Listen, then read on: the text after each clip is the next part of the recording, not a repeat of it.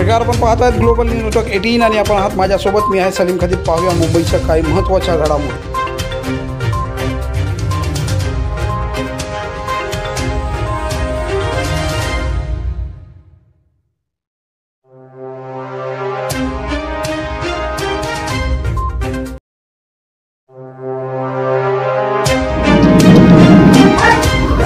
दक्षिण मुंबईतील सिंदूर ब्रिज याचे नवीन पद्धतीने बांधकाम केल्याने लांबी वाढविल्याने येथील स्थानिक नागरिकांच्या समस्या वाढल्या आहेत. त्यामुळे विद्यार्थ्यांना शाळेत नेणे आणणे तसेच घरगुती जिन्नस, मार्केट, भाजीपाला या खरेदीला जाणे, दैनंदिन कामावर जाणे, अन्य बाजारपेठेला येणे जाण्याकरिता मोठ्या अडचणींना सामोरे जावे लागत आहे.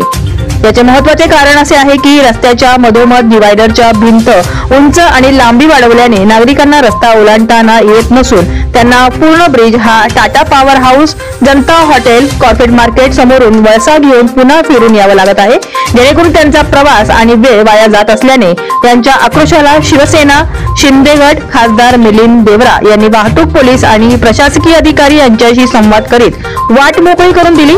यावेळी कुलाबा विभाग प्रमुख गणेश सानप, 224 शाखा प्रमुख विनोद देवीचा आणि कुलाबा विधानसभा सर्व शिवसेना पदाधिकारी उपस्थित होते.